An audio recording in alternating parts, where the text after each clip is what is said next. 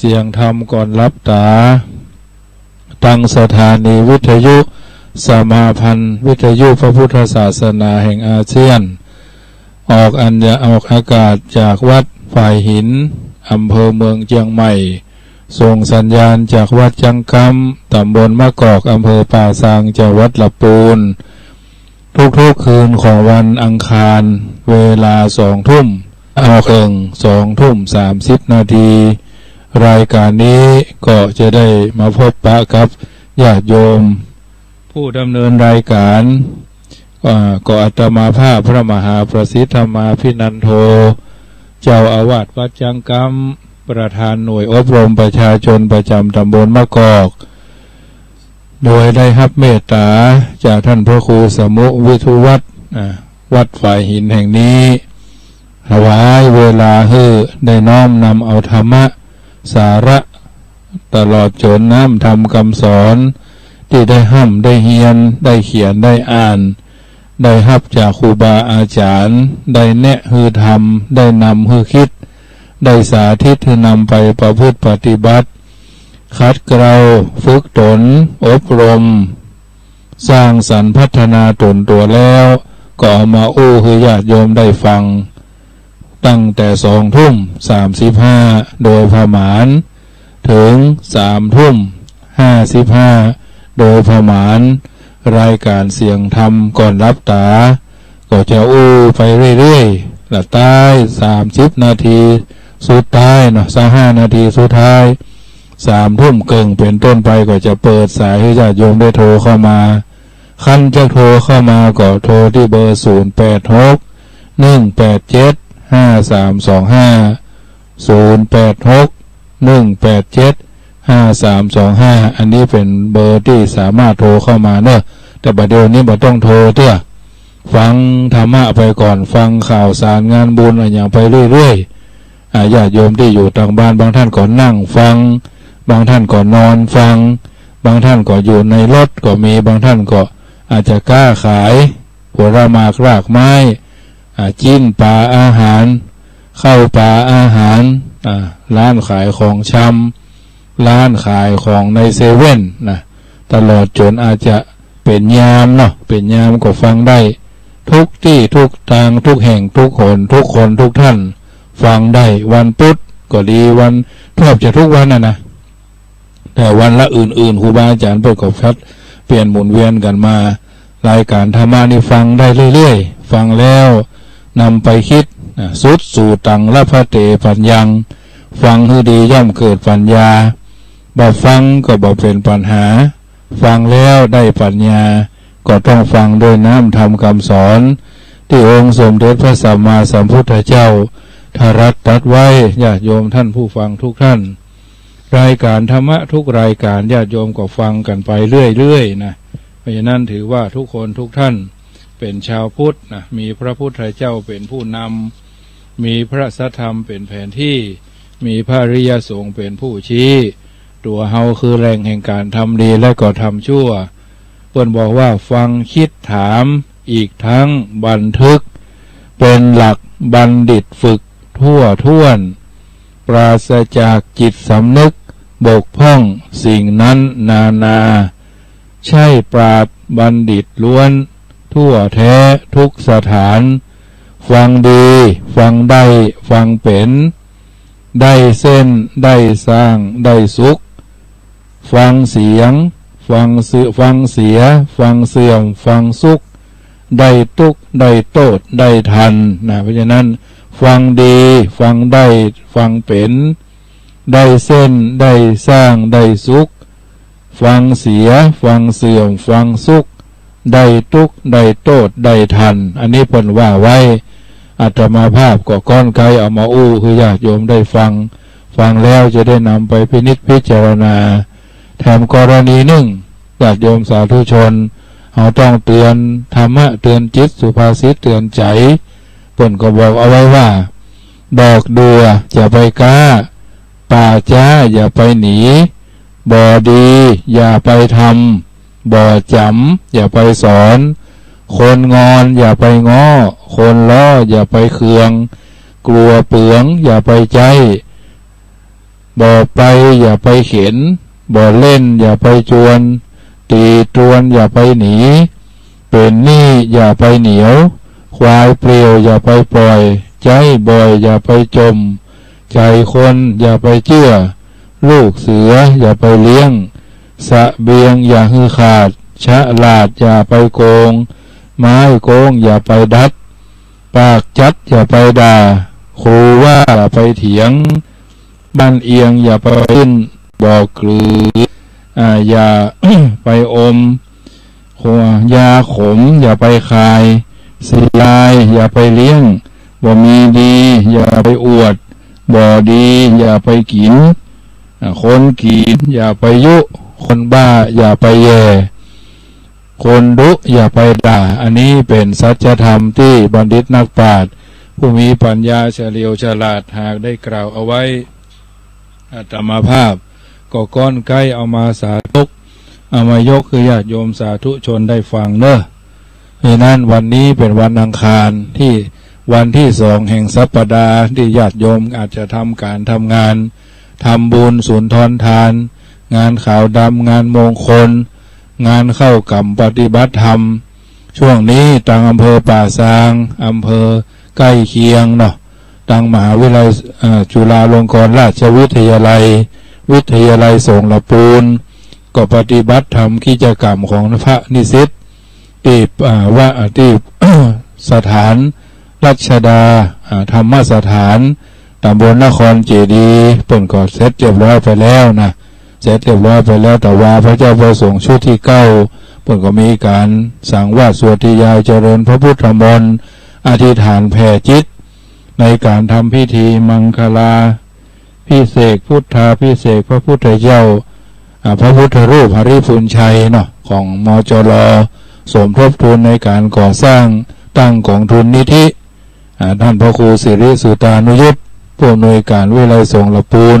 เป็นต้นเป็นประธานก็มีครูบาอาจารย์พระสังฆเถระไปเจริญพระพุทธมนต์หลายรูปหลายตนก็ผ่านไปด้วยดีงานเข้ากรรมปฏิบัติธรรมของอำเภอป่าซางก็มีหลายวัดนะทุกตำบลนะจะวัดลำพูนโดยเฉพาะอำเภอป่าซางนี่มีทุกตำบลอำเภอเมืองลำพูนนี่ยังไม่แน่นะแต่อำเภอป่าซางนี่มีทุกวัดทุกตำบลแล้วก็เวียนกันในญาติโยมอย่างตำบลแม่แรงนี่เพิ่นจัดครั้งหนึ่งก็เกือบ2 ล้านนะเกือบ2 ล้านหักแล้วเลยล้านปลายอันนี้คือเข้ากรรมปฏิบัติธรรมเพราะในตำบลเปิ้นเจ้าอาวาสก็ควักสตางค์ทำบุญกำนันก็ควักสตางค์ทำบุญนายกก็ควักสตางค์ทำบุญท่านปลัดก็ควักสตางค์พ่อหลวงประธานอสมประธานแม่บ้านประธานประธานแม่บ้านประธานอสมประธานสวและหน่วยงานทั้งหลายแต่ละบ้านไผ่บ้านมาเอามารวมกันเด้อช่วยกันเอามาเป็นต้นนักน้อยเขาบอกว่าหรอกลุ่มแม่บ้านกลุ่มพ่อบ้านกลุ่มเยาวชนเอาไปรวมกันวันนี้เป็นเจ้าภาพเนาะปีนี้เป็นเจ้าภาพบ้านนี้เป็นเจ้าภาพหมู่ที่1หมู่ที่2ถึงหมู่ที่13ก็ร่วมกันเป็นเจ้าภาพปีหน้าหมู่ที่2เป็นเจ้าภาพหมู่ที่1หมู่ที่3หมู่ที่13ก็มาร่วมเป็นเจ้าภาพมันต้องอย่างญาติโยม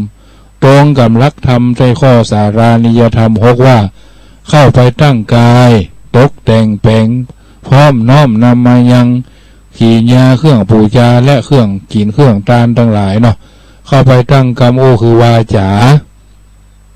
ทักทายประชาสัมพันธ์บอกเชิญชวนโคศกโคสกะวาทีเนาะกล่าวหั่นกล่าวนี่เนี่ยเพิ่นมีการเข้ากรรมบ้านที่2บ้านที่3อย่างก็ว่ากันไปนะแต่จิตใจมั่นคงในศรัทธาไปด้วยศรัทธาไปด้วยวิริยะไปด้วยอุตสาหะภาคเพียรเขียนอ่านไป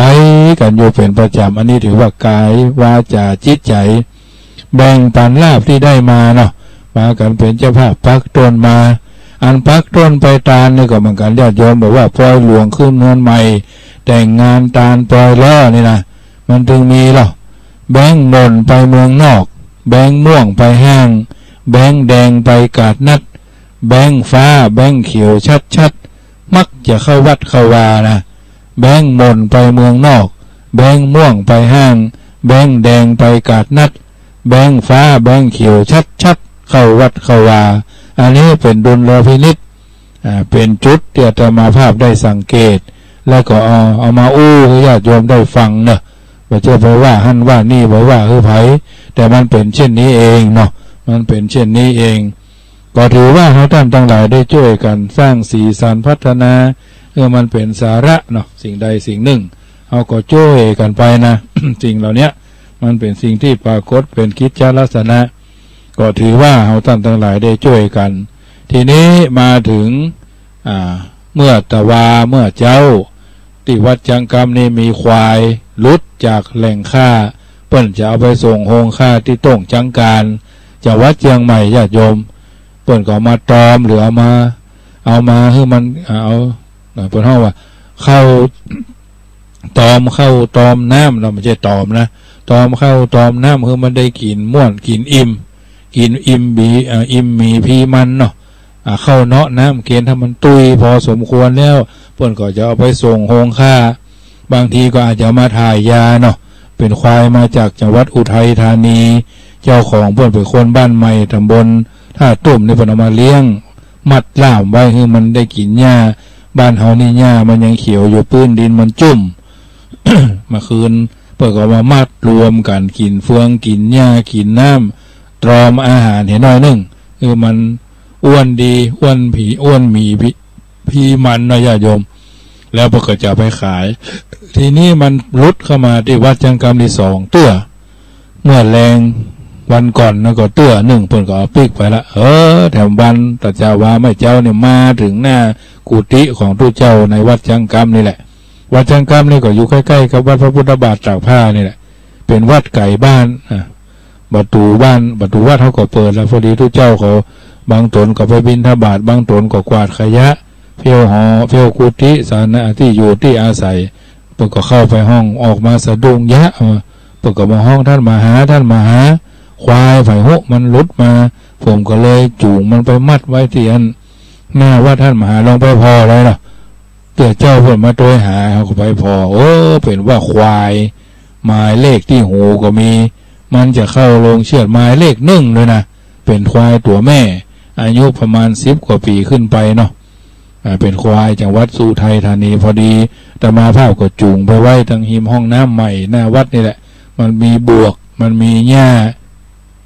เขียวหรอก็ลอยไปพอดีว่าไปมัดเรียบร้อยก็เอากล้วยไป2 หวีมันกินกล้วยเลยนะมันกินกล้วยเรียบร้อยอาตมาภาพก็กำมาก็มาจะมาถ่ายรูป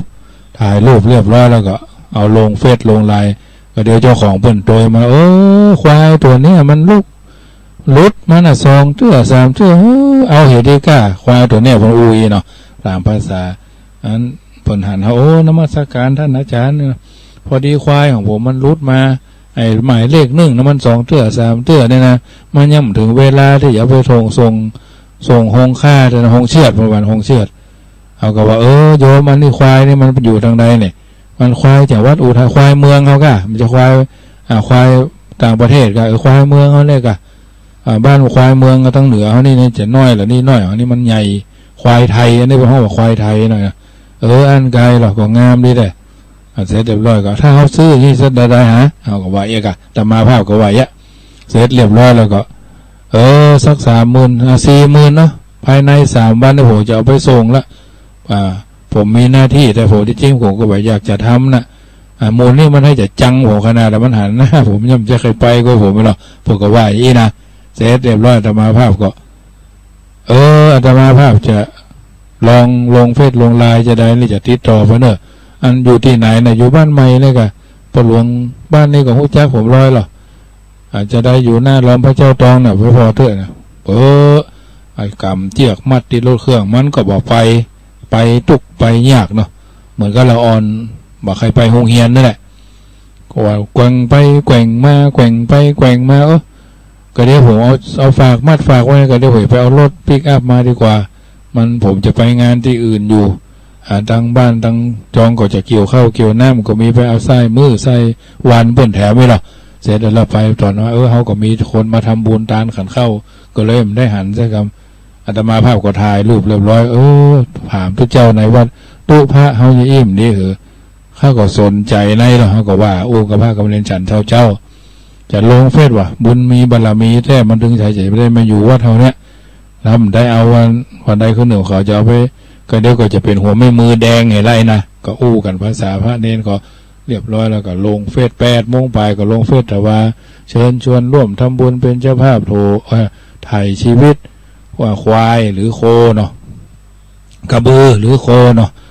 มันลุดมันนี่2 เตื้ออาตมาภาพมีความปรารถนาว่าถ้าใครร่วมทำบุญกับคนละเล็กคนละน้อยเนอะซึ่งอาตมาภาพก็ได้ถามเพื่อนจะเอา40,000ภายใน3 วัน ถ้ามาก็จะควายก็จะปลอดภัยแบบได้กกได้ผ่าได้ลาบได้ซาละถ้าบ่มาก็ยังว่านั่นเนอะเรียบร้อยเหลือกระจื้อนะมันเดี๋ยวนี้หูเหลืองแล้วหมายความว่าเพิ่นใส่กาละนะใส่กาตายละกานี่ลุดหมายปุ๊บเหมือนพระพุทธจินนะเปิดมีดแต่อย่างพระพุทธจินมันว่าในละครนะเสร็จเรียบร้อยแล้วเขาก็ปล่อยไปงานไปอย่างวัตถุระเรียบร้อยก็ปีกมาใจอีกคลิกส่งไลน์ส่งเฟซไปเรื่อย3 เตื้อ4 เตื้อนะส่งแชร์ไป3 เตื้อเปิ่นก็หอมมาคนบ้านพระบาทตากผ้านี่แหละเปิ่นหอมมา1 ปันเนาะก็เดียวมา100 200 300เกิงตอนน่ะเกิงตอนก็ได้17,000นะก็มาเรื่อยตี 1 ตี 2ต่อคืนนี่ประเดี๋ยวนี้ก็ได้เลยไปสักน้อยเนี่ยเพราะว่าตู้เขาว่าถ้าเลยไปญาติโยมบนใครทำบุญบางคนก็โทรมาเนาะเอาเบอร์ตมาภาพก็มีให้เรียบร้อย0861875325บางคนก็โอนเข้ามาที่7980021894นะ7980021894หอมกันคนละ100บางคนเพิ่นโทรมาผมขอทำบุญด้วยพอดีมันครบเลยโยมเอ๋ยตั้งใจแล้วจะทำบุญทำไงดีบอกเพื่อนบอกมิตรบอกเพื่อนบอกสหายแล้วคนละเล็กคนละน้อยคนละ3คนละ100 บาทได้500มั่ง600 บาทไม่ว่ากันได้หรอกฉันมีกับผมมีทุนน้อยเป็นอย่างญาติโยมถ้าว่ามันเลยไปสักเล็กสักน้อยนี่ก็จะเอาไว้ซื้ออาหารเนาะซื้ออาหารก็แปลงผามก็เพื่อนห่อแปลงเพิงมันแปลง แปลงปางแปลงตูเพื่อมันอยู่ซื้อเฟืองซื้อหญ้าซื้ออาหารอย่างให้มันแปลงที่ครอบบ่ให้ยุงครบมันเนี่ยอุดยุงให้มันถึงวันอันนี้เป็นหน้าที่ที่คนเลี้ยงควายจะต้องดูแลเอาใจใส่เพราะควายมันชอบแจ๊ะแม่เนาะเป็นที่ลมเนี่ยเราก็ต้องดูแลผ้าเน้นเด่นน้อยเอาไปล่ามต้องนอกวัดฟ้องเนี่ยเป็นอย่างเงี้ยนะญาติโยมอันนี้ถ้าใครทำบุญก็ทำได้คนละเล็กคนละน้อยตั้งคน5 บาท10 บาทอย่างก็ว่าไปพอดีมีสายเข้ามาเด้อเจริญพร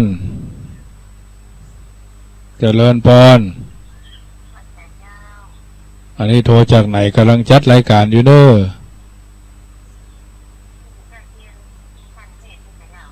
เจ้าโยมฟังอยู่ตังเชียงใหม่ค่ะอยู่จังสถานีอยู่ฟังสถานีไหน104เนาะได้ยินอยู่ว่าไปเลยโยมโทรจากไหน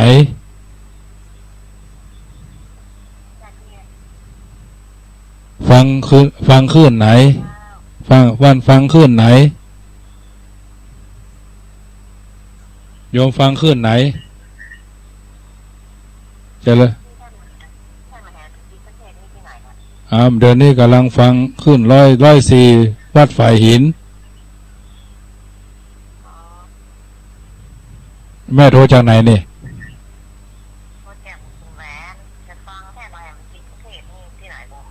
อันนั้น87ค่ะสะพานศรีวิจัยกับเลยนะอยู่วัดจังคำแม่ป่าซางกำลังขึ้น104วัดฝ่ายหินแม่ฟัง187ค่ะ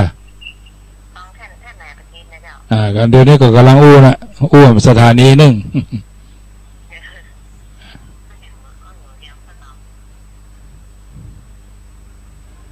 เอาละเพิ่นโทรจากบะขูนหวานพอดีจะมาภาพทงสัญญาณจากวัดฝ่ายหินเชียงใหม่เนาะ ฟังโทรเข้ามากันเถอะเนอะถ้ามีโอกาสก็เดี๋ยวจะนำคำสอนไปเรื่อยๆเนาะ3 ทุ่มครึ่งก็โทรเข้ามาในญาติโยม อันนี้ก็ถือว่าญาติโยมฟังเดี๋ยวนี้รายการที่มาภาพจัดก็จัดที่104นี่ก็มี104ลำพูน104เชียงใหม่เนาะกับ 87.75 ของดีเจสัมพันธ์จังหวัดลำพูนก็ถือว่าเป็นรายการธรรมะญาติโยมเป็นเทพเนาะซึ่ง104ลำพูนกับ87ดีเจสัมพันธ์นี้จะเป็นเทพเนาะซึ่งรายการจัดไปแล้วเนาะจัดไปแล้วก็ฟังย้อนหลังนะฟังย้อนหลังวันติดวันเสาร์วันติดวันจันทร์วันพุธนะส่วนวันอังคารก็มา104เชียงใหม่วัดฝ่ายหินวันพฤหัสบดี96ตี4นะแล้วก็89.75ทุ่มเกินถึง3ทุ่มการันตีเรดิโอประพันธ์แก้วเก๋วันศุกร์ก็ถือว่าเป็นรายการที่ญาติโยมฟังกันได้เจริญพรเจริญพรฮัลโหลติดแล้วเนอะภายนี่ฮัลโหล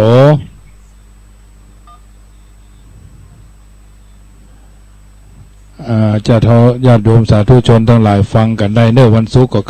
91ว่าเพราะฉะนั้นค่ำคืนนี้ก็จะอู้เรื่องของความสามัคคีเนาะสามัคคีเป็นน้ำหนึ่งใจเดียวกันสามัคคีกลมเกลียวเป็นน้ำหนึ่งใจเดียวกันมีพุทธภาษิตกล่าวเอาไว้บทหนึ่งว่าสุขาสังคสะสามัคคีสมัคคานันจะนุขะโหสมัคคะระโตธรรมัตโถโยยักเขมานะทังสติติเพราะถือว่าญาติโยมความสามัคคีเป็นสิ่งที่เราท่านทั้งหลายก็จะต้องสร้างให้มีสามัคคีในครอบครัวสามัคคีในหมู่ในคณะติดแล้วเนอะอู้ได้เลยได้ติดแล้วบอกอู้กดตัดแต๊ดเนี่ยญาติโยมเพราะฉะนั้นถือว่าญาติโยมสาธุชนท่านผู้มีกุศลเจตนาท่านทานบดีคนใจบุญทั้งหลายได้มีโอกาสเปิดเครื่องรับฟังจากคืนนี้ตอนเจ้าอาจจะฮื้อตาลกินข้าวตอนแล้วอาจจะรักษาศีลอย่างใดอย่างหนึ่ง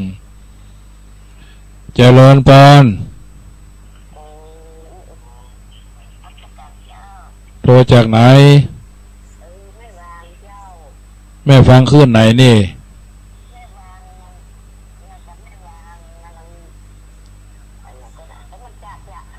อันฟังคืนนั้น87ก่ะ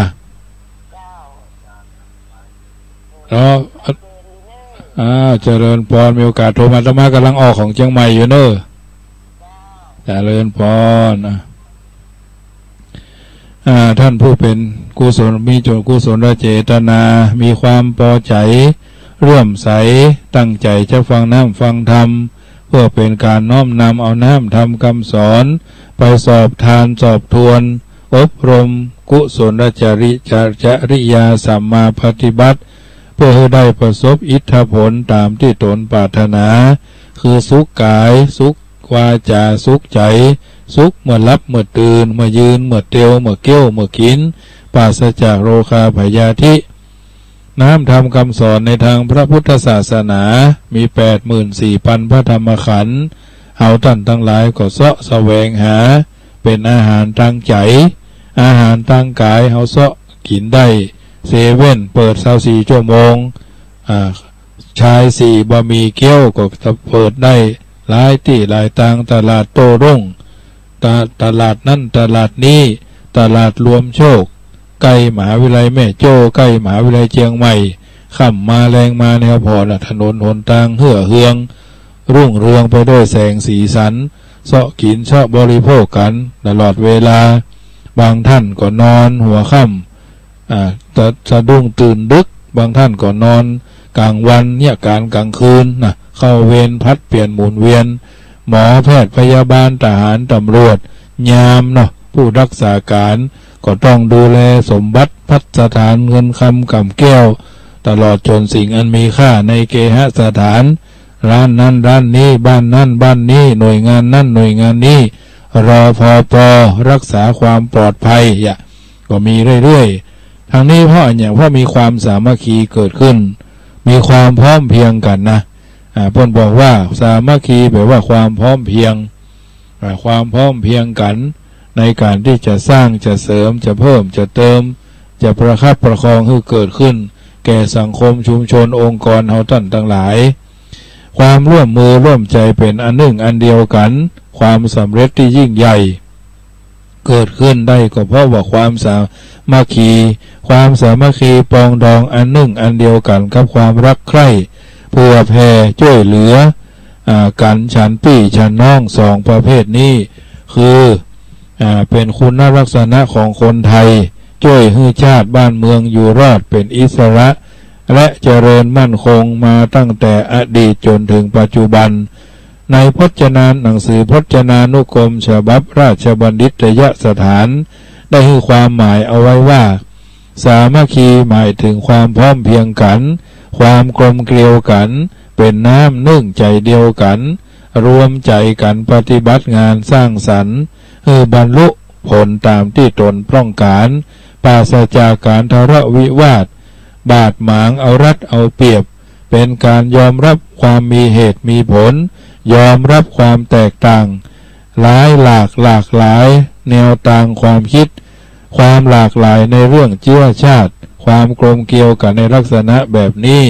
ห้องหรือเรียกแถมอย่างหนึ่งว่าความสมานฉันท์ผู้ที่มีความสามัคคีคือผู้เปิดใจกว้าง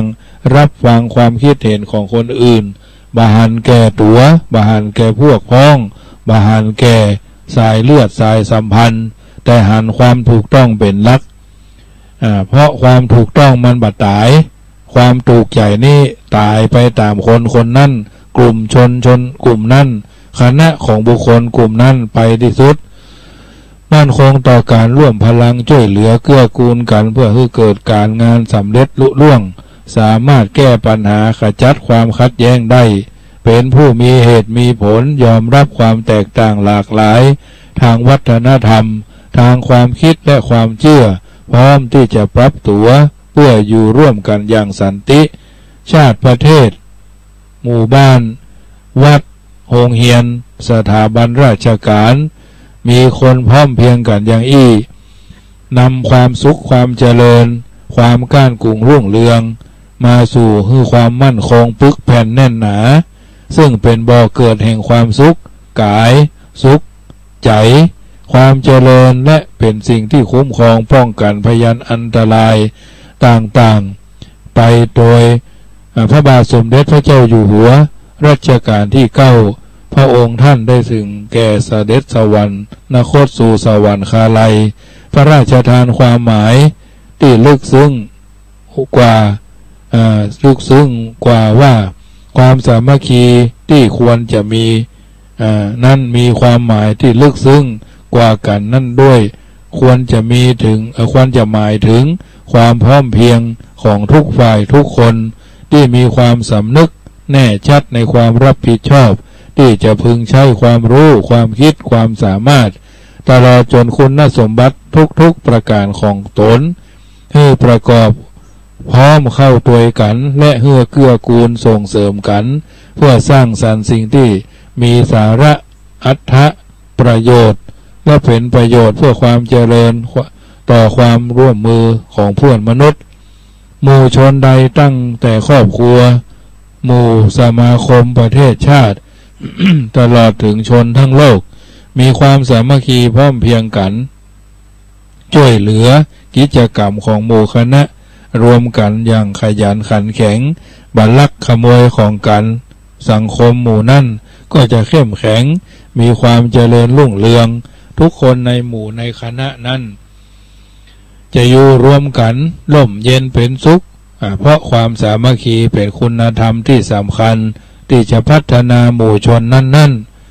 ดังนั้นความสามัคคีจึงนับว่าเป็นคุณธรรมอันสำคัญอย่างยิ่งสำหรับหมู่คณะวัดก็ดีโรงเรียนก็ดีหมู่บ้านก็ดีชุมชนระดับตำบลชุมชนระดับอำเภอชุมชนระดับจังหวัดชาติประเทศก็จะเกิดความเป็นน้ำหนึ่งใจเดียวกันเพราะอยู่กันอย่างพี่ดีกันอย่างน้องปองดองกันเหมือนญาติความสามัคคีนั้นญาติโยมท่านผู้ฟัง สามารถทำให้เกิดได้ถึงในระดับครอบครัวระหว่างพ่อบ้านแม่บ้านสามีภรรยาบุตรธิดาในระดับสังคมระหว่างครูกับศิษย์เพื่อนกับเพื่อนในระดับประเทศชาติซึ่งทุกคนจะต้องนึกถึงประโยชน์ของส่วนรวมเป็นหลักควบกันไปกับประโยชน์ส่วนตนถ้าบ่เช่นนั้นแล้วทั้งประโยชน์ส่วนตนและส่วนรวมก็จะได้รับความเสียหายไปด้วยกันดังคำประพันธ์เพิ่นกล่าวไว้ว่ามุ่งประโยชน์ส่วนตนแต่คนเดียวไม่แลเหลียวส่วนรวมจะเสียหายเมื่อส่วนใหญ่ย่อยยับพลอยวอดวายส่วนของตนก็สลายไปด้วยกันจะละส่วนตนไว้ก่อนจึงย้อนกลับเมื่อส่วนรวมได้รับสมานะฉันท์อานิสงส์ส่วนใหญ่ได้ร่วมกันจะส่งผลให้ตนนั้นสุขสันต์นะมุ่งประโยชน์ส่วนตนแต่คนเดียวไม่แลเหลียวส่วนรวมจะเสียหายเมื่อส่วนใหญ่ย่อยยับพลอยวอดวายส่วนของตนก็สลายไปด้วยกันละส่วนตนไว้ก่อนจึงย้อนกลับเมื่อส่วนรวมได้รับสมานะฉันท์อานิสงส์ส่วนใหญ่ได้รวมกันจะส่งผลให้ตนนั้นสุขสันต์ดังนั้นความสามัคคีจึงเป็นคุณธรรมที่ทำให้เกิดความร่วมไม้ร่วมมือน้ำนึ่งใจเดียวกันเป็นกิจลักษณะบัลละบัลเลิกบ่เพิกบ่เฉยเอาใจใส่ให้กำลังใจซึ่งกันและกันร่วมมือกันสามารถรักษาพัฒนาบ้านเมืองของเฮาได้ตามปรารถนาเพราะทุกสิ่งทุกอย่างนั่นเป็นสิ่งที่ทุกคนสามารถสร้างให้เกิดสร้างให้มีร่วมมือร่วมใจเป็นน้ำนึ่งใจได้เป็นกิจลักษณะถือว่าทุกคนทุกท่านมีความเรียบร้อยมีความปรารถนาดีในสิ่งที่เฮาท่านทั้งหลายจะพึงได้จะพึงปรากฏเป็นกิจลักษณะอยู่แล้วทุกคนมีความคิดจิตใจในจิตใจและการประพฤติปฏิบัติที่จะเป็นอันหนึ่งอันเดียวกันในทางที่ดีที่เจริญอยู่แล้วเป็นพื้นฐานเป็นพื้นฐานในใจของตนมันเจริญให้เกิดความน้ำหนึ่งใจเดียวกันบ่ให้มีความเสื่อมบ่ให้มีความเสื่อมบ่ให้มีความเสียหายก็จะทำให้เกิดเป็นกิจลักษณะเป็นรูปลักษณ์ในการที่จะทำให้เกิดอยู่แล้วก็จะทำให้ดำรงอยู่ความร่มเย็นเป็นสุขอย่างเหล่านี้ก็จะเกิดขึ้นอยู่เป็นกิจลักษณะอยู่แล้วก็ถือว่าเป็นสิ่งที่ทุกคนจำเป็นจะต้องสร้างจะต้องเสริมคุณธรรมที่นับว่าสำคัญมากในหมู่คณะคุณธรรมที่ก่อให้เกิดความสุขอย่างจริงอย่างยิ่งแก่หมู่แก่คณะเพราะถ้าหากหมู่คณะมีความสามัคคีกันแล้วความสามารถก็จะช่วยเหลือเกื้อกูลในการที่จะทำเกิดเป็นกิจลักษณะบาดได้ละเลยเพิกเฉยอยู่กันอยู่แล้วถือว่าเฮาท่านทั้งหลายอยู่กันเป็นหมู่เป็นคณะเป็นกลุ่มเป็นก้อนก็จะทำให้สิ่งเหล่านั้นปรากฏเป็นรูปร่างลักษณะช่วยเหลือเกื้อกูลร่วมแรงร่วมใจเป็นน้ำหนึ่งใจเดียวกันย่อมจะทำให้กิจการที่ทำนั่นประสบความสำเร็จได้ก่อให้เกิดความสงบสุขความเจริญขึ้นแก่สังคมนั่นในการอยู่ร่วมกันเป็นบริษัทหรือหมู่คณะตั้งแต่2 คนขึ้นไปนั่นบางตัวอาจจะมีการกระทบกระทั่งกันอยู่แล้วเราก็เข้าใจว่าเป็นสิ่งที่จะต้องปรับเข้าหากันเนาะพ่อบ้านแม่บ้านก็ต้องปรับเข้าหากันพ่อแม่ก็ต้องปรับเข้าหากันอยู่แล้วแต่ถ้าเราจะปรับเข้าหากันมันก็เป็นปัญหาถ้าเราปรับเข้าหากันก็ถือว่าเราทำให้ความเจริญนั้นเข้ามาการอยู่ร่วมกันเป็นบริษัทเป็นหมู่คณะตั้งแต่2 คนขึ้นไปเนี่ยมันถึงเป็นปัญหาอยู่แล้วถ้าเราปรับพัฒนามันก็ไปทำให้เสียการเสียงานอยู่เป็นประจำอยู่แล้วทำให้เราได้รู้ว่ามันเป็นอย่างนี้เพราะการดำเนินชีวิตของเราย่อมต้องการมีความสัมพันธ์กับคนอื่น บอกว่าจะเป็นพี่จะเป็นน้องจะเป็นคนร่วมกันในครอบครัวเพื่อนร่วมห้องเพื่อนร่วมงานผู้อยู่ร่วมกันเป็นชุมชนจะเกิดความสัมพันธ์อันดีหรือที่ห้องกันว่าความสามัคคีได้นั่นต้องอาศัยธรรมะที่เป็นเหตุให้ระลึกนึกถึงซึ่งกันและกันกระทำซึ่งความเคารพระหว่างกันอยู่ร่วมกันในสังคมที่อาศัยความเสียสละความสงบบัดทะเลาะเบาะแว้งบัดทำลายเพื่อนห้องกันว่าสารานิยธรรม6นะเมตตากายกรรมหรือทำต่อกันด้วยเมตตาแสดงไมตรีความหวังดีต่อเพื่อนต่อผู้อื่นโดยการช่วยเหลือทุละอย่างเต็มใจแสดงกิริยาสุภาพเคารพนับถือกันทั้งต่อหน้าและรับหลัง2เมตตาวจีกรรมอู้ต่อกันด้วยเมตตาช่วยบอกสิ่งที่เป็นประโยชน์สั่งสอนแนะนำตักเตือนกันด้วยความหวังดีกาวาจาสุภาพแสดงความเคารพนับถือกันทั้งต่อหน้าและรับหลังก็จะสามารถทำให้มีความร่มเย็นเป็นสุขในด้านวาจาประการที่3เข้าไปตั้งสิ่งที่ดีที่งามเหล่านี้เกิดแก่หมู่แก่กลุ่มแก่ก้อนแก่หมู่แก่คณะเป็นสิ่งที่ทุกคนจะต้องสร้างคือมันมีเมตตาปรารถนาดีกึศและทำสิ่งที่เป็นประโยชน์แก่กันมองกันในแง่ดีสามัคคีจะยั่งยืนชีวิตจะราบรื่นเพราะมีพื้นการศึกษาดียิ้มแย้มแจ่มใสบ่อาคินอาคอบ่งองอดงอแงดบ่ขี้เกียจมักขมตากลมมักลาบตามากมักลูกกุยก็จะทำเมื่อเราเข้าใจในสิ่งเหล่านี้ได้เรื่อยๆนะเป็นประจำประการที่4เมตตาเมตตาพระห้องว่าสาธารณโภคีไม่ใช่เมตตาสาธารณโภคีแบ่งปันลาภที่ได้มาแบ่งกันกินแบ่งกันใจแบ่งกันปันลาภผลที่ได้มาโดยชอบธรรมแม้จะเป็นของเล็กน้อยก็แจกจ่ายให้ได้มีส่วนร่วมใจสอยบริโภคทั่วกันของที่ได้มาบางอย่างจะหมดอายุบางอย่างก็ทำให้จะต้องรีบกินรีบเร่งคือมันเกิดประโยชน์เนาะคือมันเกิดประโยชน์แต่ว่าถ้าเราบากินบาใจบาเข้าใจในสิ่งเหล่านี้ก็จะทำเมื่อเราบาตันเนาะบาตันในการที่จะพัฒนาตนไปสู่สิ่งที่เราพัฒนาก็ถือว่าทุกคนนั่นจะต้องแบ่งปันลาภแบ่งกันกินแบ่งกันใจมันเป็นรูปลักษณ์เดียวกันถ้าบ่แบ่งกันกินบาเขาเป็นคนขี้จิเนาะเป็นคนขี้จิเป็นคนหันแก่ตัวถือว่าเฮาท่านทั้งหลายนั่นบ่เป็นคนบ่มีจิตใจบ่พาท่านบ่พายแพ้ซึ่งกันและกันก็จะทำให้สังคมเฮาอยู่ได้ยากเพราะบ่เสียสละหรอกบางอย่างนี่เฮาบ่ใจคนอื่นใจบางอย่างเฮาบ่กินคนอื่นกินบางอย่างเฮาบ่มีคนอื่นมีก็แบ่งปันเฉลี่ยซึ่งกันและกันลาภคือสิ่งที่ได้มาบ่ใช่ลาภบนเขียงลาภะคือสิ่งที่อำนวยประโยชน์ที่เฮาได้อำนวยประโยชน์บ่ใช่ว่าลาบบนเขียงปักพวกปานในลาบปอป๋าลาบปลาลาบชิ้นหมูชิ้นไก่ชิ้นปลาลาบเนาะอันนี้ก็ถือว่าเป็นลาบที่มันทำให้เฮาอิ่มต้องนะลาบนั่นมันบ่ค่อยอำนวยความสะดวกในด้านกินอย่างเดียวกินแล้วก็ทายเท่านั้นเองนะญาติโยมสาธุชนทั้งหลายอันนี้เป็นส่วนหนึ่งประการที่5ศีลสามัญญาตา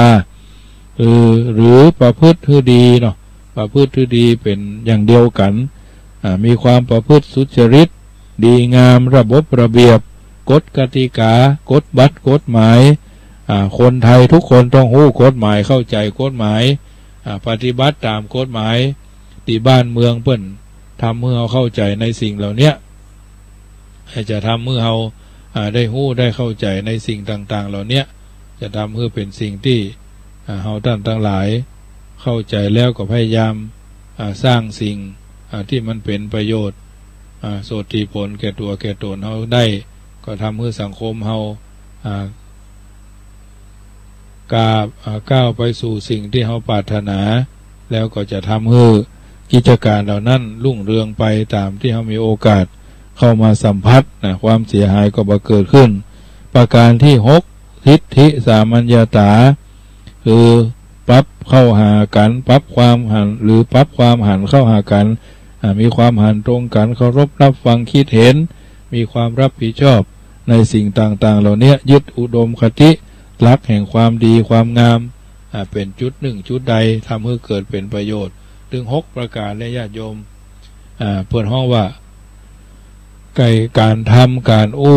ติดต่อเมตตามีน้ำใจแบ่งปันสุจริตรับฟังความคิดหันซึ่งกันและกันสามารถเคารพนับถือกัน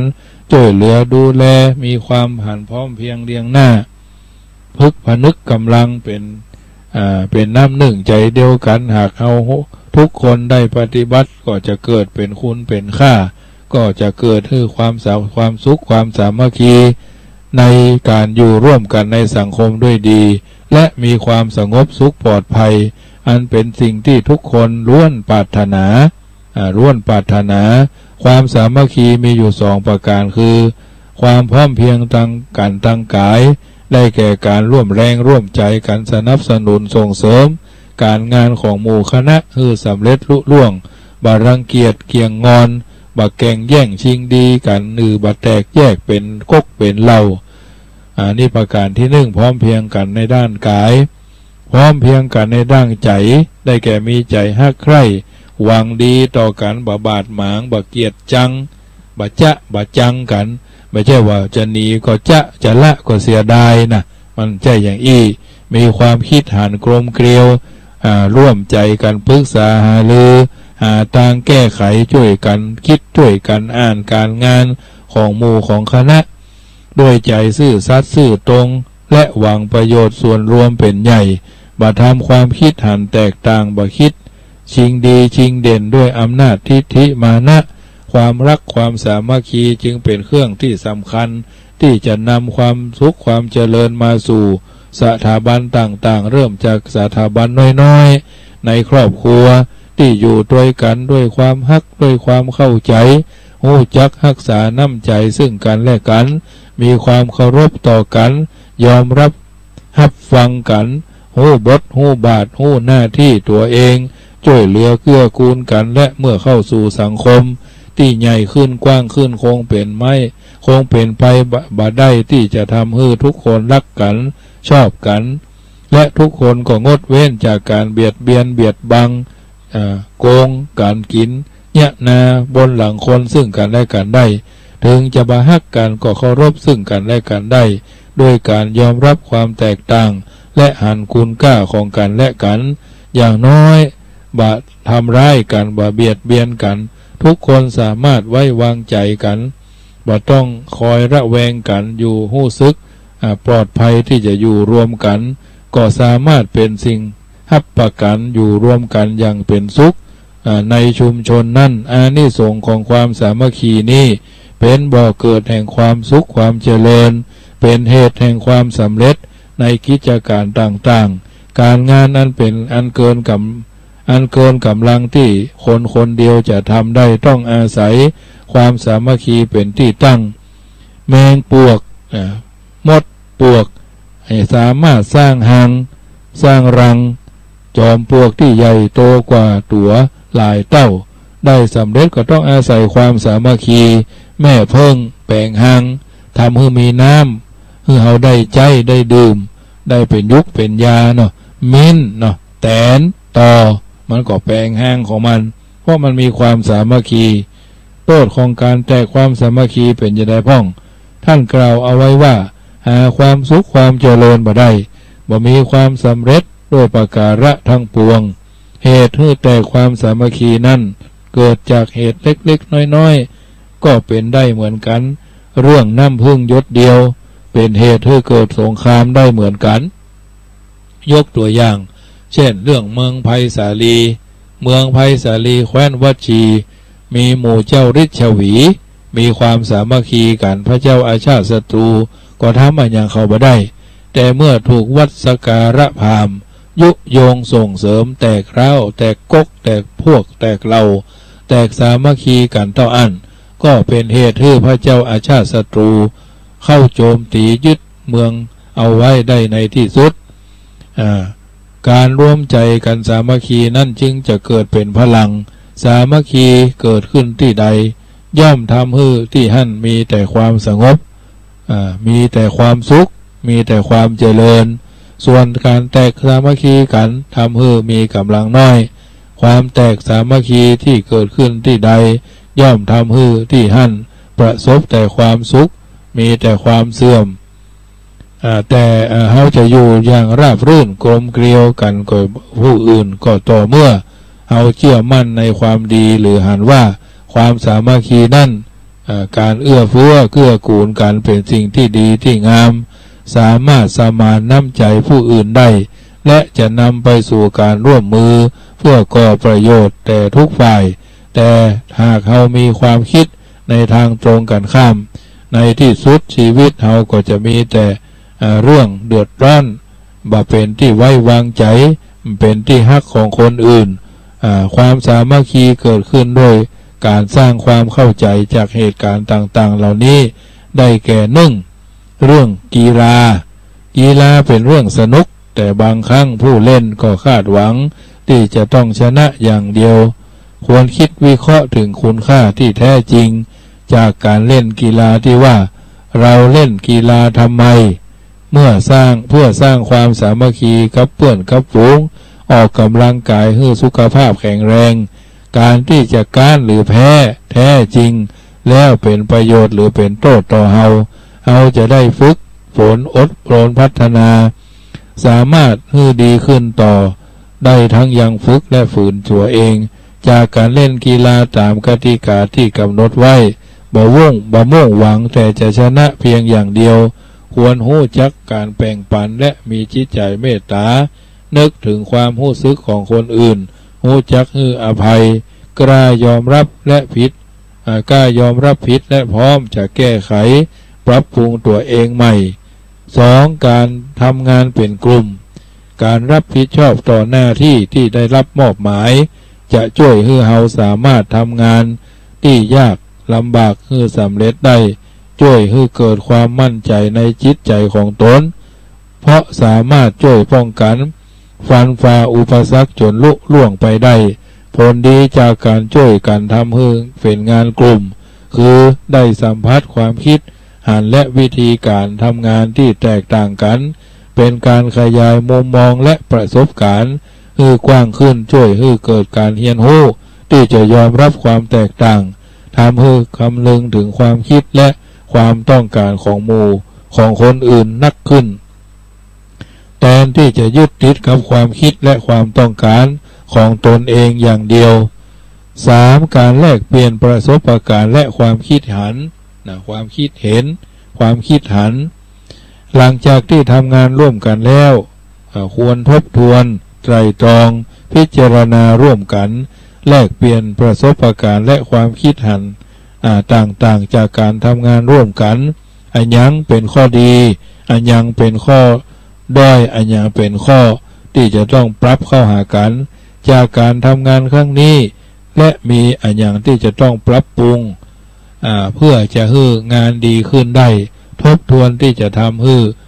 ได้แง่คิดความรู้หรือบทเรียนอันหลากหลายจากเพื่อนร่วมงานหรือผู้ใหญ่ในชุมชนซึ่งเป็นประโยชน์แก่ตนเองและยังช่วยให้แต่ละคนได้ทบทวนประสบการณ์ของตนเองสามารถสรุปเป็นข้อคิดบทเรียนสำหรับตัวเองและนำไปใช้ให้เกิดประโยชน์ต่อไปได้4. ความการเจริญสติกะเท่าทุกคนเป็นเพื่อนมนุษย์เกิดแก่เจ็บตายบ่มีภัยในโลกนี้ต้องการความทุกข์มีภัยในโลกนี้ปฏิเสธความสุขทุกคนเหมือนกันหมดทุกคนจึงควรฝึกตัวเองด้วยศีลด้วยสมาธิและเจริญสติสัมผัสทางความสงบการสวดมนต์พ่องนั่งสมาธิพ่องแผ่เมตตาพ่องจนรู้ความหมายของประโยชน์ของสติควรมีสติในการฟังในการอ่านในการคิดในการถามในการเขียนโดยกิจกรรมการเคลื่อนไหวอย่างมีสติฝึกสมาธิเบื้องต้นโดยการนับลมหายใจเมื่อมีความสงบภายในแล้วความดิ้นรนวุ่นวายที่จะแสวงหาความสุขภายนอกตัว ก็จะน้อยลงเป็นธรรมดามันยังบ่หายไปในทีเดียวแต่อย่างน้อยก็สามารถควบคุมตัวเก่าได้ภายในกรอบของศีลและธรรมบ่เบียดเบียนบ่เบียดบังบ่สร้างความทุกข์ความเดือดร้อนกับครอบครัวกับชุมชนซึ่งเป็นผลมาจากความสงบร่มเย็นนั่นเอง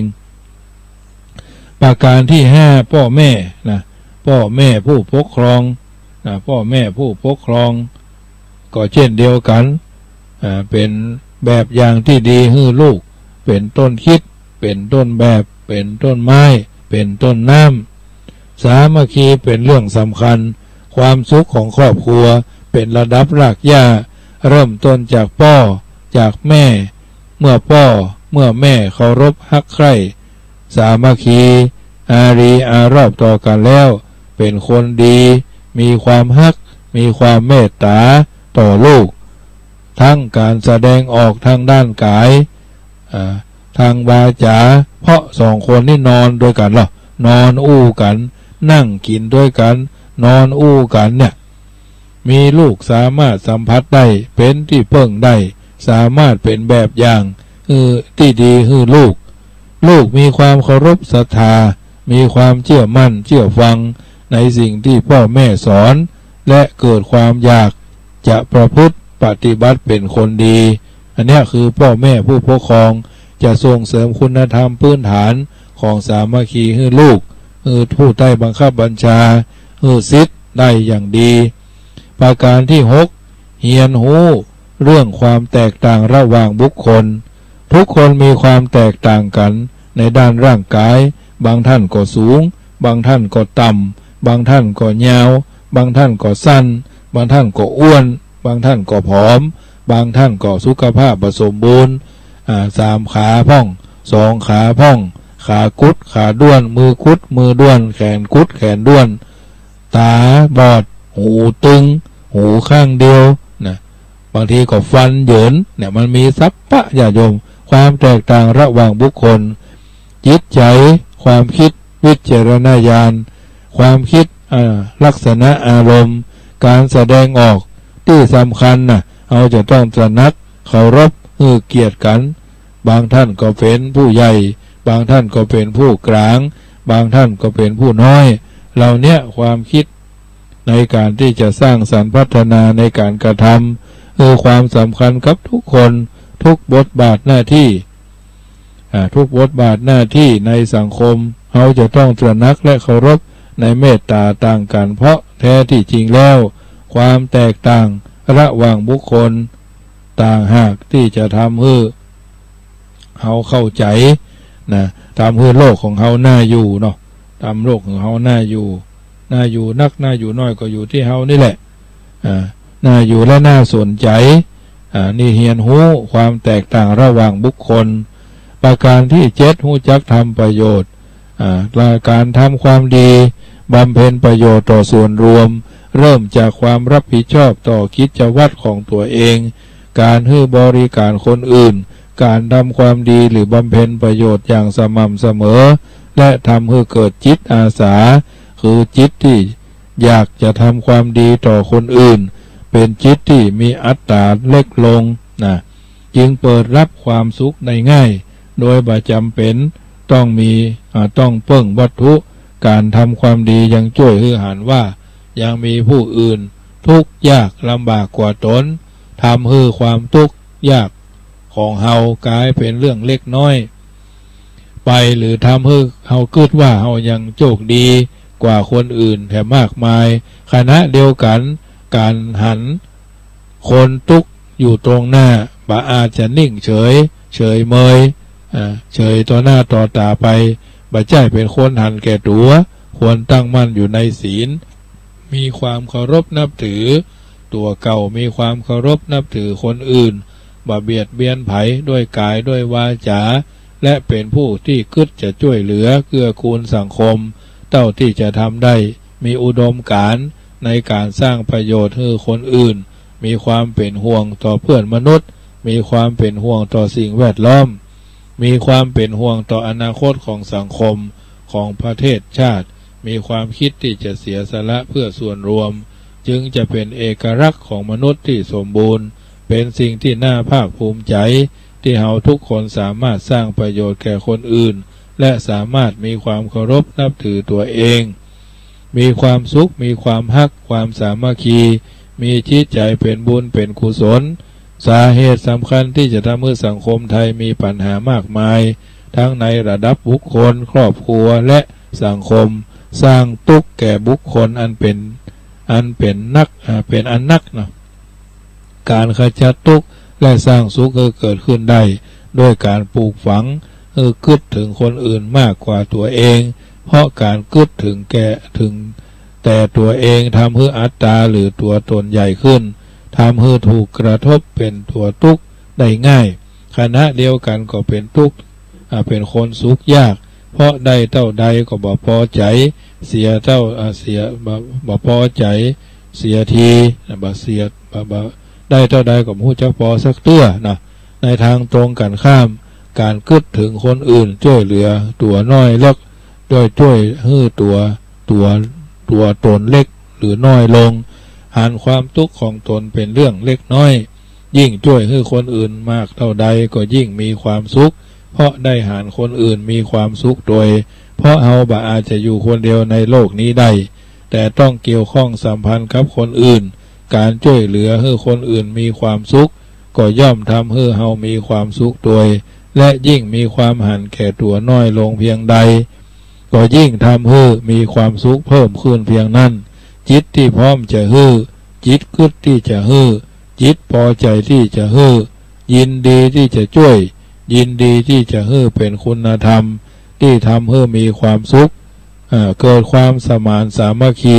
ความอบอุ่นความฮักกันอยู่ในชุมชนความสามัคคีเป็นสิ่งที่คุ้มครองป้องกันพยันอันตรายถ้าชาติใดชนใดมีความสามัคคีพร้อมเพียงเลี้ยงหน้ากันชาตินั่นชุมชนนั่นก็มีพลังต่อสู้เข้มแข็งหากมีชาติอื่นมารุกมารานมารุกมารำก็สามารถร่วมกันต่อสู้เพื่อป้องกันอิสรภาพได้การแตกความสามัคคีจะเป็นผลร้ายนำความหมายหายนะมาสู่หมู่คณะตลอดถึงประเทศชาติถ้าทุกคนบ่ทำหน้าที่หรือเกี่ยงงอนกันบ่ปฏิบัติหน้าที่ของตนประเทศชาติก็จะถึงความพินาศล่มจมซึ่งเป็นผลมาจากความแตกต่างความสามัคคีทั้งสิ้นว่าข้าราชการบอกว่าวัดบอกว่าโรงเรียนว่าหมู่บ้านว่าหน่วยงานนะบริษัททางร้านก็เหมือนกันถ้ามันมีความสามัคคีก็มีความเจริญรุ่งเรืองก้าวหน้าถ้ามันแตกความสามัคคีก็วุ่นวายเนาะซึ่งเป็นผลมาจากความแตกความสามัคคีทั้งนั้นการที่บุคคลคิดถึงประโยชน์ของตนยิ่งกว่าประโยชน์ของหมู่คณะเป็นเหตุทำให้เกิดความสามัคคีแตกร้าวจากความหมายดังกล่าวจะสรุปได้ว่า ความสามัคคีในญาติโยมท่านสาธุชนผู้ฟังทั้งหลายความพร้อมเพรียงของทุกฝ่ายทุกคนในความรับผิดชอบที่จะพึงใจความรู้ความคิด ความสามารถคุณสมบัติทุกๆประการของตนประกอบเพื่อเข้าด้วยกันและเกื้อกูลสร้างเสริมกันเพื่อสร้างสรรค์สิ่งที่เป็นสาระแก่นสารที่เป็นประโยชน์เป็นความเจริญต่อส่วนรวมเพื่อนมนุษย์การที่จะเกิดความสามัคคีทางกายได้ต้องเริ่มจากจิตใจอ่อนโยนอ่อนน้อมไม่ใช่อ่อนแอแล้วก็อ่อนไหวถ้าทุกคนมีความสามัคคีเป็นน้ำหนึ่งใจเดียวกันแล้วชาติประเทศย่อมแคล้วคลาดจากพยานอันตรายศัตรูหมู่อมิตรและตั้งมั่นมีความสุขสมบูรณ์ได้ต้องอาศัยความสามัคคีเป็นที่ตั้งเป็นกำลังของความสำเร็จช่วยให้งานที่ยากยิ่งกว่างมเข็มในมหาสมุทรหรืองานที่นักยิ่งกว่าเข็นคกขึ้นภูเขาก็สามารถสำเร็จลงได้ดังนั้นหมู่ใดคณะใดที่มีความพร้อมเพียงบ่หวาดหวั่นบ่หวาดระแวงกันและกันหมู่คณะนั้นย่อมประสบแต่ความสุขความเจริญบ่มีภัยสามารถเอาชนะได้หากทุกคนเป็นชาวไทย ยินดีที่จะประสานผลประโยชน์ว่าให้เกิดความสามัคคีดีขึ้นในชนชาติดังพระบรมราโชวาทพระบาทสมเด็จพระเจ้าอยู่หัวพระบาทสมเด็จพระปรมินทรมหาภูมิพลอดุลยเดชรัชกาลที่9ซึ่งเสด็จสู่สวรรคาลัยไปแล้วเนื่องในพระราชพิธีสวนสนามทหารเล็กรักษาพระองค์ในวันที่3 ธันวาพุทธศักราช 2505 ว่าคราวใดที่ชาวไทยมีความสามัคคีเป็นน้ำหนึ่งใจเดียวกันร่วมแรงร่วมใจกันเพื่อประเทศชาติแล้วชาติก็ได้รอดพ้นจากภัยพิบัติสู่ความสุขความเจริญแต่คราวใดชาติประเทศขาดความสามัคคีกลมเกลียวกันแล้วก็ต้องประสบเคราะห์กรรมกันทั้งชาติซึ่งเป็นหน้าที่ของเฮาทั้งหลายที่จะต้องร่วมใจกันปฏิบัติหน้าที่ให้ดีที่สุดมนุษย์เป็นสัตว์สังคมญาติโยมท่านผู้ฟังอาศัยกันเป็นกลุ่มอาศัยกันเป็นชุมชนต้องการเปื้อนบาดจอบการอยู่อย่างโดดเดี่ยวตามหลักธรรมทางพระพุทธศาสนาพุทธองค์ก็วางหลักธรรมเป็นสำรับ เป็นเครื่องยึดเหนี่ยวสามัคคีไว้ในสังฆวัตถุ4สังฆวัตถุ4ก็คือฐานะคือการการเสียสละแบ่งปันสิ่งของเครื่องใจให้แก่เพื่อนมนุษย์2ปิยวาจาการอู้จาสนทนาปราศัยกันด้วยถ้อยคำอันไพเราะอ่อนหวานน่าฟัง3อัตถจริยาการบำเพ็ญประโยชน์แก่กันและกันเช่นช่วยเพื่อนทำงานช่วยรักษาพยาบาลช่วยสงเคราะห์ด้านอื่นๆเป็นต้น4สมานตตาคือการวางตนได้อย่างเสมอการระหว่างเพื่อนมนุษย์บ่สูงเกินไปบ่ต่ำเกินไป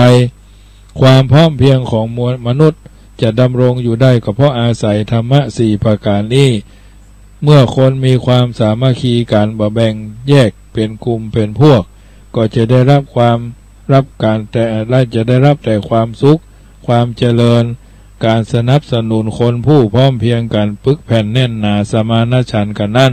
ก็จะจัดว่าเป็นสุขทั้งตัวผู้สนับสนุนและกลุ่มผู้คนส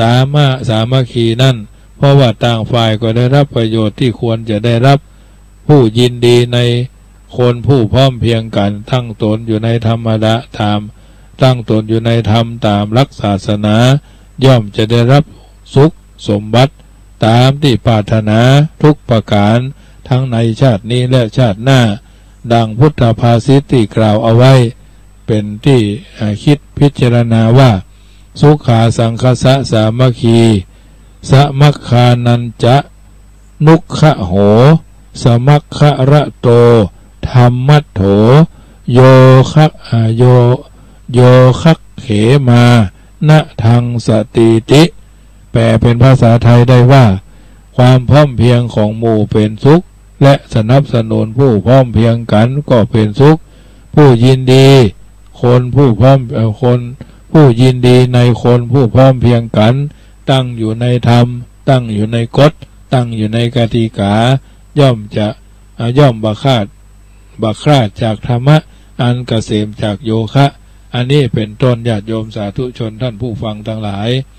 น้ำธรรมคำสอนที่อาตมาภาพได้สาธุได้ยกคือญาติโยมฟังนี้เรื่องของความสามัคคี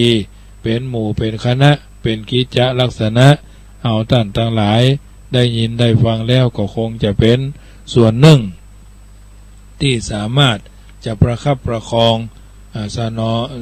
ประคับประคองฉลองศรัทธาเพิ่มพูนเป็นบุญญาราศีส่วนธรรมะสวนานิสงส์พ่องส่วนธรรมะสวนานิสงส์จากการฟังพ่องเนี่ยเป็นต้นเมื่อเราเข้าใจในสิ่งเหล่านี้แล้วก็จะทำเมื่อเราท่านทั้งหลายก้าวไปสู่จุดประสงค์และเป้าหมายในการที่จะทำตัวทำตนเป็นคนที่มีความรู้เป็นคนที่มีความสามารถเป็นคนที่มีความเฉลียวฉลาดปาตนให้พ้นจากพยันอันตรายด้วยประการละต่างๆน้ำทำคำสอนอย่างอาตมาว่านี่นะมี 84,000 พระธรรมขันธ์เราก็สามารถท คิดพิจารณาเป็นสิ่งที่มีคุณมีค่าสำหรับตัวเฮาในทางพระพุทธศาสนานั้นเฮาสามารถเลือกสรรรังสรรค์เอามาคิดคือยาวเอามาสาวคือกว้างได้ตามภูมิปัญญาตามความสามารถตามความเฉลียวฉลาดที่เฮาจะพึงทำตัวทำตนเพื่อเป็นคนที่รู้จัก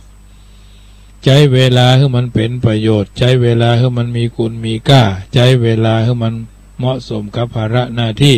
ที่เฮาท่านทั้งหลายได้กระทำบำเพ็ญอยู่แล้วถือว่าทุกคนทุกท่านได้ทำสิ่งที่ดีสิ่งที่งามกันอยู่เป็นประจำอยู่แล้วอันนี้เป็นส่วนหนึ่งญาติโยมสาธุชนท่านผู้ฟังทั้งหลายติตมาภาพได้น้อมนำเอามาเอามาจ่าเอามาอธิบายในรายการเสียงธรรมก่อนรับตาทุกคนเกิดมาดีเพราะมีบุญอยู่อย่างมีคุณจะไปก็ต้องมีทุนบางสิ่งบางประการเฮาท่านทั้งหลายก็จะต้องท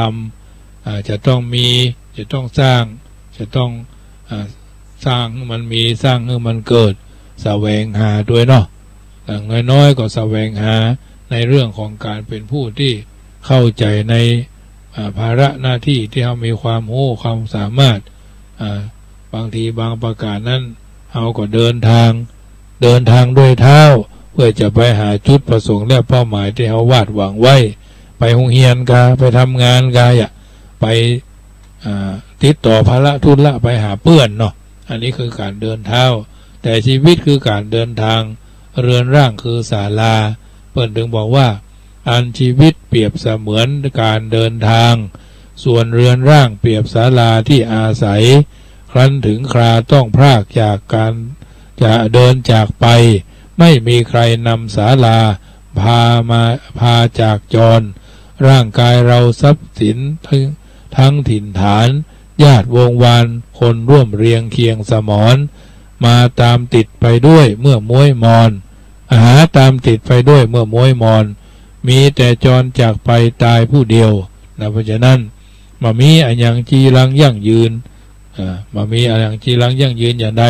เปิ้นก็พูดเป็นคำกรแต่ว่ายามตะวันยามค่ำแรงแสงแดดอ่อนหมู่วิหกกับคืนคอนร่อนเวหาฟ้าท้องฟ้ามืดมัวมนสนธยาพาอุราหนาวระทมตรมรำจวนเมื่อมองฟ้ายามค่ำให้ย้ำคิดถึงชีวิตที่เกิดมาพาผันผวนบางครั้งสุขบางครั้งเศร้าเคล้าคระครวนสิ่งทั้งมวลไม่จีรังดั่งต้องการเหลืออะไรยังเหลือแต่ชั่วกับดีใครยังอยู่มีเพียงเจ้าเฝ้าเป็นแฟนเฝ้าหวงแหนคอยเยื่อใยใจห่วงหาแล้ววันหนึ่งร่างกายนี้ต้องจากลาไม่เหลือค่าทิ้งไว้ให้ชื่นชมถึงที่สุดถึงสมมุติก็สลายทั้งร่างกายทั้งคนรักเคยสุขสมหาตามติดตนไปได้ตั้งปารมฝากโลกชมเพียงชั่วดีที่เคยทำเพราะฉะนั้นญาติโยมสาธุชนท่านผู้ฟังทั้งหลายวันคืนล่วงไปบัดนี้เราทำอะไรอยู่คำบัณฑิตนักปราชญ์เพื่อนจึงบอกไว้ว่าคืนและวันผ่านการล่วงลับวัยก็นับเสื่อมถอยคอยวันศูนย์เกิดมาแล้วแก่เจ็บตายไปพร้อมมูลควรพอกพูนเสบียงบุญหนุนนำทางไม่มีใครอยู่ค้ำฟ้าล้วนลาจากต้องพลัดพรากกันไปไกลห่างเหินมีเพียงบาปและบุญทุนเดินทางจะไม่ห่างเราไกลเมื่อวายปราณอันนี้เป็นสัจธรรมที่ทุกคนจะต้องสร้างจะต้องเสริมจะต้องเพิ่มจะต้องประคับประคองให้มีน้ำธรรมคำสอนเป็นสัจธรรมที่จริงเป็นแสงสว่างคือเราเดินทางไปเพื่อว่าประทีปเป็นเครื่องมือส่องเดินทางของคนเดินทางในเวลาเมื่อคืนเนาะธรรมะเป็นเครื่องมือส่องเดินทางของเราเดินทางถึงเมื่อวันถึงเมื่อคืนแสงพระธรรมนำทางสว่างโลกนำพ้นโศกทุกข์ภัยในสงสารส่องสว่างกระจ่างทั่วชั่วกับการส่องสันดานแจ่มจรัสปัดมืดมนพุทธองค์ทรงเมตตามาตรัสบอกชี้ทางออกเวไนยสัตว์ผู้ขัดสนด้วยประทีปแห่งธรรม นำทางดลจนหลุดพ้นตรัสรู้สู่นิพพานอันเนี้ยญาติโยมท่านสาธุชนผู้ฟังทุกท่านได้ยินได้ฟังน้ำธรรมคำสอนจากรายการธรรมะก่อนรับตาในคืนวันอังคารในแต่ละสัปดาห์ญาติโยมสาธุชนได้ยินได้ฟังแล้วก็นำไปคิดให้ยาวนำไปสาวให้กว้างนำไปพบผลทางแห่งการทำตัวทำตนพ้นจากทุกข์ถึงสุขอันไพบูรย์กันทั่วหน้าเพราะฉะนั้นทุกคืนของวันอังคารญาติโยมสาธุชนติดตามฟังกันได้ในรายการธรรมะที่ธรรมาภาพได้น้อมนำมานำมาจ๋านำมาอธิบายคือญาติโยมที่อยู่ทางบ้านได้ยินได้ฟังเป็นธรรมะก่อนรับก่อนนอนจะรับจะนอนในแต่ละวันในแต่ละเตื้อก็ถือว่าเราท่านทั้งหลายได้มีโอกาสสร้างสิ่งที่ดีสร้างอาหารใจคือเกิดแก่ตัวแก่ตนกันทุกคนทุกท่านแล้วแก้ไขบางสิ่งบางอย่างที่มันบ่ดีปรับปรุงให้มันดีขึ้นเหมือนรถยานพาหนะที่มันดีอยู่แล้วเราก็พยายามรักษาคือมันดีแต่ว่าถ้ามันบ่ดีเราก็ต้องเอาไปแก้ไขโบราณเพิ่นบอกเอาไว้ว่าคนดีเมื่อถลำทำพังผิดชอบพินิจหาเหตุผลที่ทนเผลอแก้ปัญหาโดยแยบคายไม่เผลอเรอไขจนเจอแก้แล้วปรับแก้ไม่แช่เชือนคนจันไรเมื่อรู้ตนเป็นคนผิดชอบเพ่งพิษโทษใครให้เชื่อเฉือนแก้ตัวจนโทษเบาบางลบรางเรือนตัวเองเหมือนไม่เคยทำเรื่องต่ำทรามอันนี้สัจธรรมที่บัณฑิตนักปราชญ์ในทางพระพุทธศาสนาท่านกล่าวไว้ญาติโยมสาธุชนขอก้อนไกลเอามาคิดเอามาพิจารณาพัฒนาตนตัวเฮืออยู่ในหลักแห่งความถูกต้องมากกว่าถูกใจวิถีชีวิตเท่าท่านทั้งหลายก็จะก้าวไปสู่จุดประสงค์และเป้าหมายด้วยประการทั้งปวงเพราะฉะนั้นในค่ำคืนวันอังคารแต่ละสัปดาห์ญาติโยมก็ถือว่าปากันฟังโทรศัพท์เข้ามาถามอย่างทักทายกันก็ได้ที่0861875325 0861875325ทุกคืนวันอังคารในญาติโยมเวลานี้20:00 นถึง3:00 นนะ20:00 นเกิงเนาะ20:00 นเกิงถึง3:55รายการนี้อาตมาภาพพระมหาประสิทธิ์ธรรมาภินันโทเจ้าวาดวัดจังกำตำบลมะกอกอำเภอป่าซางจังหวัดลำพูนน้อมนำเอาธรรมะได้ให้เมตตาจากท่านพระครูสมุวิสุวัฒน์นะผู้อำนวยการสถานีแห่งนี้แต่เจ้าไปนั่งประชุมกันที่วัดพระธาตุเจ้าสรีจอมตองศาลานเรศนะอภัยนเรศที่วัดพระธาตุสีจอมตองครับหลวงพ่อท่านเจ้าอาวาสวัดฝ่ายหินท่านรองเจ้าคณะอำเภอเมืองเชียงใหม่เนาะท่านพระครูดร.สวัยเนาะผู้กาใจอันยังกันเล็กๆน้อยๆก็แก้ตามภาษาหมู่ว่าเพิ่นฮู้จักเฮาก็เฮาเนี่ยฮู้จักเพิ่นถึงมาเป็นพระน้อยเนาะเพิ่นก็เป็นพระเถระชั้นผู้ใหญ่บางสิ่งบางอย่างเฮาบ่กล้าไปเสนอไปอวดหู้อวดฉลาดต่อครูบาอาจารย์ชั้นผู้ใหญ่ก็นักแก่เนาะแต่ทั้งนี้ทั้งนั้นเฮาก็มีความเคารพชื่นชมในผลงานบางสิ่งบางประการเพิ่นนั่งทั้งอกตั้งใจนั่งฟังประชุมจดเล็กจดน้อยเก็ดเล็กเก็ดน้อยเนาะเพิ่นสมคำว่าด็อกเตอร์เนาะเฮาบ่ใช่ด็อกเตอร์เฮาเป็นพระหนุ่มเน้นน้อยทุเจ้าธรรมดาตัวหนึ่ง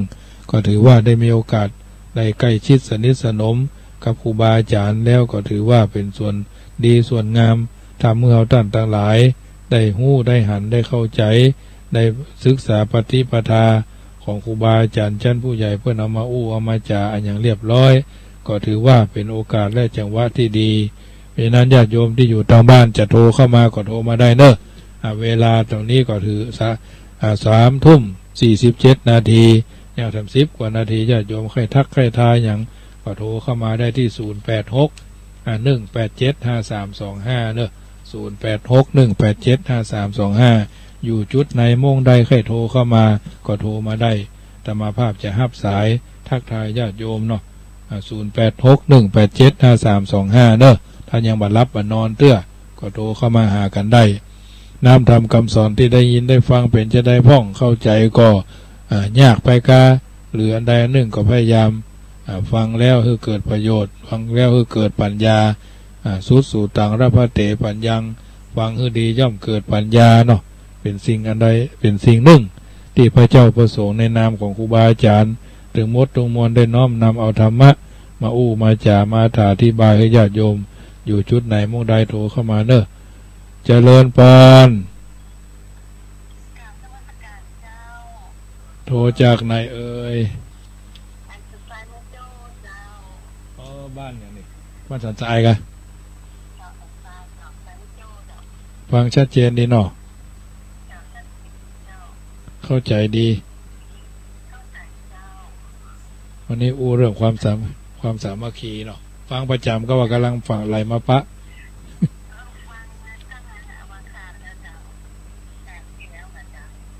การที่แล้วก็ฟังแล้วกำแล้วเนาะ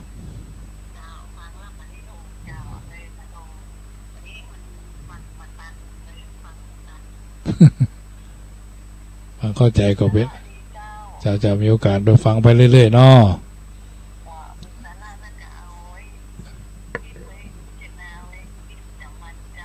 เจ้าเจริญพรเนอเจริญพรโยมแม่จากสันทรายเนาะ8348เนาะดูเข้ามาเนอ0861875325วัดจังกำกำลังอู้ธรรมะก่อนรับตาเวลาก็เหลือน้อยไปเรื่อยๆนะญาติโยมโทรเข้ามาได้0861875325พี่น้องตังแม่ออนตังท่าเมืองออนกาพี่น้องตังจุดไหนม่วงใดเนาะอยู่ตังเชียงใหม่พี่น้องตังใหญ่ใจไปยังเชียงใหม่เนาะแม่นวลนิดกาดียังบัดรับเถื่อเราโทรเข้ามาได้โยมแม่จันสันกำแพงเนาะกำลังโทรเข้ามาเจริญพรแม่จันสันกำแพงเนาะ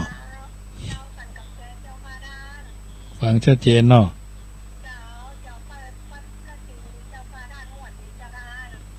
มีเก็ดเล็กเก็ดน้อยเก็บตกไปเรื่อยๆเนาะ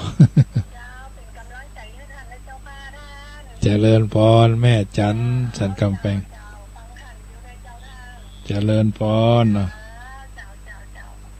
แม่จันสันกำแพงหลวงเนาะ15130861875325โทรเข้ามาได้ถ้าบัดรับเตื้อ1สายของท่าน1ศรัทธา1กำลังใจที่ท่านให้อาตมาและครูบาอาจารย์ทุกรูปที่เพิ่นมีแฟนคลับหลายอะไรการเมื่อคืนนี่ก็ต้องทำใจน้อยเพิ่นเพราะว่าอืดน้อยนะเพราะว่าบางคนก็รับไปละบางคนก็ครึ่งรับครึ่งตื่นบางท่านก็โขนฟอกฟี่ขอกฟี่ไปแล้วก็มีมาเหมือนท่านพระครูทางในวังของท่านอาจารย์วัดผาลาดเนาะเพิ่นมีตอนกลางวันก็ยังแควนน้อยเนาะก็ถือว่าถ้าเพิ่นได้จัดเมื่อวันเฮานี่เมื่อคืนก็เป็นยังไม่ใช่เมื่อคืนนกเก้านะแต่ก็ทำหน้าที่ของแต่ละรูปแต่ละตนจะว่าโอกาสจะพึงมีจะพึงปรากฏเนาะน้ำทำคำสอนทุกรูปทุกตนเจตนาก็คือได้ช่วยกันให้ญาติโยมได้ละชั่วได้ทำดีได้ทำจิตใจให้ใสๆเนาะน้ำทำคำสอน84,000พระธรรมขันธ์น่ะเขาก็พยายามเอาไปคิดเอาไปพิจารณาถ้าว่ามันดีก็ถือว่าได้ทรัพย์สิ่งที่ดีที่งามไป84,000พระธรรมขันธ์เจ้าว่าน้อยๆนะเพราะฉะนั้นถือว่าเขาทุกคนทุกท่านได้เกิดมาเป็นชาวพุทธมาพบพระพุทธศาสนาถ้าญาติโยมสาธุชนดูยังเชียงใหม่ได้ยินได้ฟังแล้วก็ขออนุโมทนาเนอะกับญาติโยมที่รับเป็นร่วมกันไถ่ชีวิตควายเนาะไถ่ชีวิตควายซึ่งก็ประเดี๋ยวนี้จตุปัจจัยก็ครบแล้วก็แจ้งไปแล้วว่ายุติการรับญาติโยมบางคนก็ว่าโอ้ดิฉันกับผมต้องการจะทำบุญด้วยคนละเล็กคนละน้อยไม่ใช่จำนวนมากตั้งใจแล้วอันก็แล้วแต่โยมเนาะจะเอามาทำจะได้ส่งไปทางเฟซทางไลน์ให้ญาติโยมได้ฟังเพราะฉะนั้นก่อนนำรายการจากท่านไปในคืนนี้มีสาระธรรมคือญาติโยมนำไปคิดนำไปพิจารณาว่าบางสิ่งบางประการ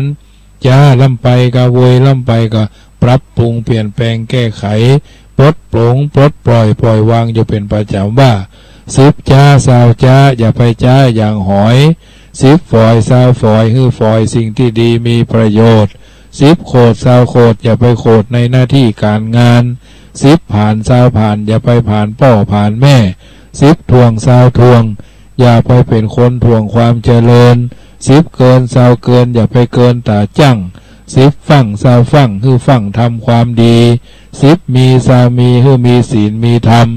10นำ20นำอย่านำไปในทางที่เปรี้ยว10แอว20แอวอย่าไปแอวเมื่อค่ำยามคืน10อื่น20อื่นอย่าไปอื่นหาค้อน10ฟ้อน20ฟ้อนคือฟ้อนมีเจิงมีลาย10อาย20อายคือละอายต่อบาป10กราบ20กราบคือกราบแบบเป็นจางขประดิษฐ์10พิษ20พิษอย่าไปพิษ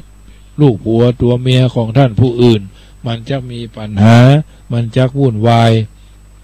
เพราะฉะนั้นน้ำธรรมคำสอนที่ท่านสาธุชนได้ยินได้ฟังในค่ำคืนนี้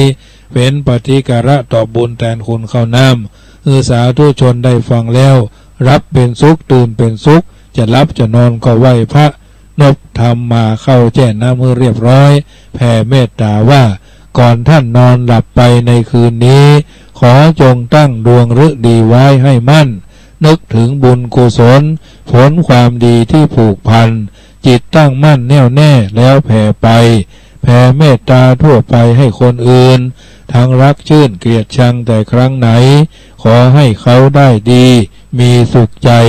อย่าหวั่นไหวแม้อมิตรที่คิดชังแล้วใจเราจักสบายคลายเล่าร้อนเพราะจิตผ่อนความเครียดแต่หนหลังอนีคาสุขีอัตตานังพ้นทุกขังก็เพราะจิตคิดดีเอ่ยรัตนัตยานุภาเวนะรัตนัตยะเตจะสาพุทโธบังซ้ายธัมโมบังขวาสังโฆบังกายาอะระหังบังเกสาอะระหังพุทโธนะโมพุทธายะตายที่สุดนี้รายการเสียงธรรมก่อนรับตาตมาภาพพระมหาประสิทธมาภินันโทวัดจังกำตำบลมะกอกอำเภอป่าซางจังหวัดละปูนเบอร์โทรศัพท์0861875325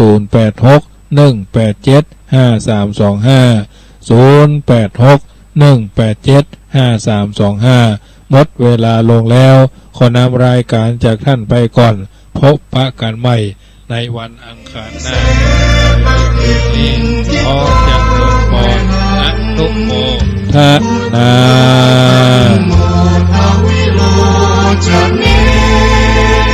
สังโฆปฏิทิโตไมลังอุเรสัพพะกุณากโรอัตเยเมอนุรุตโธสารีปุตโตจะทักขิเลโกณทัญโยปิติภาคัสมิโมกขันลโลจวามะเก